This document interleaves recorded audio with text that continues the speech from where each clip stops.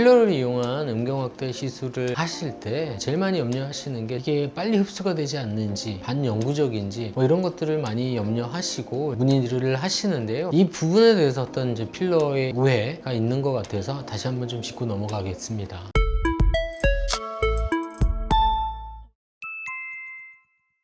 먼저 간단하게 우리나라 음경확대의 역사에 대해서 설명을 좀 드리면, 대략 2010년 전으로 이제 굉장히 많이 바뀌었습니다. 2010년 이전에는 대부분 이제 음경확대하면 수술적 방법이었습니다. 그 당시에는 비용도 굉장히 비쌌고요. 수술을 한다면 자가진피를 이용하거나 아니면 대체진피를 이용해서 절개를 하는 수술을 많이 했었습니다. 2010년 전으로 해서 이런저런 이제 필러들이 음경확대에 많이 사용을 했었고, 그때부터 본격적으로 이제 필러를 이용한 음경확대 시술을 많이 했습니다. 물론 히알루론산 필러는 그 전부터 굉장히 대중적으로 사용하던 필러이기 때문에 음경에도 사용을 하려고 노력을 했었는데, 문제가 이제 당시에 히알루론산 필러가 굉장히 단가가 비쌌습니다. 얼굴용으로는 대개 1cc 정도 사용을 하니까 이제 히알루론산 필러를 많이 사용했지만, 성게는 이제 최소 10cc, 보통 한 20cc 전후 많이 사용을 하는데 20cc 정도 히알루론산 필러가 들어가려면 이제 수술 비용이 한 1000만 원까지 올라갈 수가 있었기 때문에 그렇게 이제 대중적으로는 많이 이용하지 못했습니다. 그래서 이제 당시에 2010년 전후로 좀 저렴하면서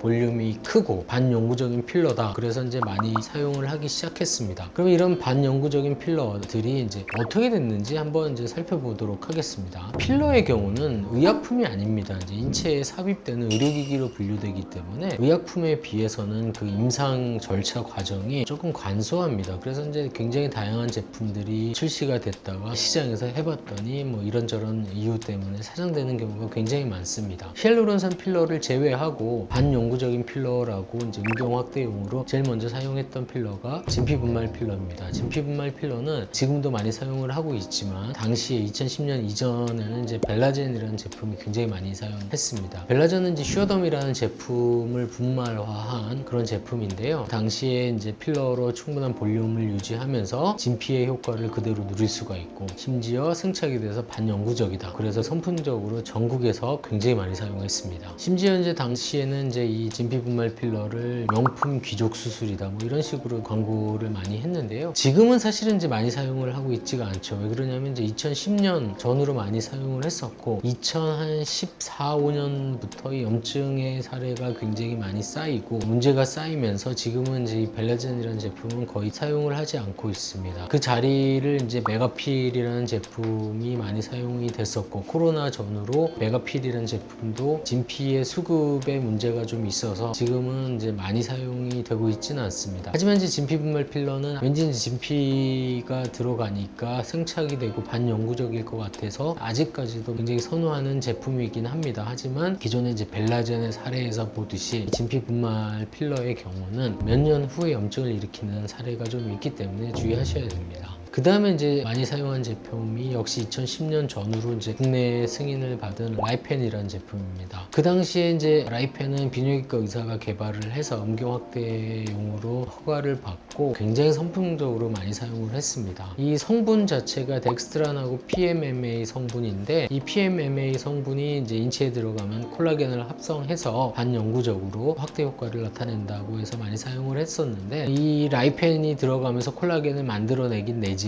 콜라겐들이 흉터처럼 굉장히 딱딱하게 몽글몽글 이런 형태로 이제 콜라겐이 합성이 됐기 때문에 미용적으로도 굉장히 안 좋고 딱딱하면서 이제 통증을 일으키기도 하고, 무엇보다도 이게 염증을 일으키면 굉장히 중증의 염증을 일으킨 사례도 있었고, 그래서 사실은 이제 지금은 음경 확대용으로는 시장에서 거의 사용을 하지 않고 있습니다. 그 다음에 2014년, 2015년 그때 출시를 했던 아쿠아 필링 필러라는 제품이 있습니다. 이건 이제 체코에서 나온 제품이고요. 이게 약간 이제 히알루론산 필러랑 육안적으로도 비슷하고 인체에 주입했을 때 그 감촉도 굉장히 비슷한 데다가 반영구적인 필러라고 해서 굉장히 인기가 많았습니다. 이게 음경 확대용으로도 많이 쓰였지만 여자들 이제 유방 확대라든지 얼굴 필러로도 많이 사용을 했습니다. 이때 이제 제약회사에서 뭐라고 광고를 했었냐면, 이게 이제 히알루론산 필러처럼 이제 물성이 좋고 깨끗하면서 심지어 이제 생리식염수로 녹일 수가 있다. 하지만 녹이지 않는다면 반영구적이다. 뭐 이렇게 광고를 했었습니다. 했었습니다. 우리나라에서 그렇게 승인도 받았었고요. 하지만 실제로 이게 이제 주사로 제거는 안 됐었고 제거가 굉장히 어려우면서 2014년도 15년도에 그때부터 많이 시작했는데 2018년 19년도에 그때 이제 문제들이 나타나기 시작하면서 완전히 지금 시장에서는 퇴출됐습니다. 우리나라뿐만 아니라 전 세계적으로도 이제 이 문제가 굉장히 심각했었고 일부 나라에서는 이제 금지된 그런 필러입니다. 2015년도 뭐 그때쯤에서 제약회사에서 저희한테 갖고 와가지고 뭐 이거를 성기 확대용으로 한번 사용을 해보자 뭐 이런 제안을 많이 했었는데 저는 이제 이게 좀 가져온 자료랑 말하는 게 좀 맞지가 않아서 저는 일단 좀 지켜봤었는데 역시나 이제 문제가 생기기 시작했고 저는 그래서 이제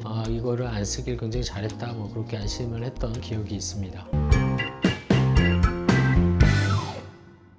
사실 이제 제가 몇 가지 사례만 가지고 왔는데요. 이게 제가 모르는 뭐 여러 가지 필러들도 당연히 있을 겁니다. 제가 사용하지 않고 시도해보지도 않은 필러들이 굉장히 많을 텐데 몇 가지 사례에서 보다시피 지금까지 이제 반영구적인 필러라고 광고를 하고 했던 제품들 중에 상당수가 문제가 많이 생겼었고 문제가 생겼을 때 말 그대로 이제 반영구적이다 보니까 제거할 방법이 없어서 더 중증의 문제로 이제 되는 그런 사례도 꽤 많았습니다. 음경 확대 수술의 경우는 철저하게 이제 미용적인 성형 수술입니다. 그래서 이제 이 결과도 중요하지만 제일 중요한 건 이제 첫째도 안전, 둘째도 안전, 안전성이 제일 중요합니다. 그래서 저희는 이제 늘 이제 히알루론산 필러를 권유하고 강조를 하고 사용을 하고 있는데 이 히알루론산 필러를 이제 저희가 이제 권유를 해드리면 늘 하는 말씀이 이제 그거 금방 흡수된다던데 바로 흡수되지 않냐 뭐 이렇게 말씀을 하십니다. 최근에 이제 제조사들도 굉장히 노력을 많이 하고 있어서 입자도 크고 크로스링크도 이제 굉장히 단단해져서 흡수율이 많이 개선이 됐습니다. 그래서 이제 이 히알루론산 필러의 가장 큰 장점인 이제 안전성하고 가역성 언제든지 쉽게 제거 가능하다는 거는 음경 확대 수술을 포함한 미용 시술을 하는 데 있어서 굉장히 큰 장점이 아닌가 생각이 됩니다. 안전하면서 가역적인데 반영구적인 필러가 나오면 물론 좋겠죠.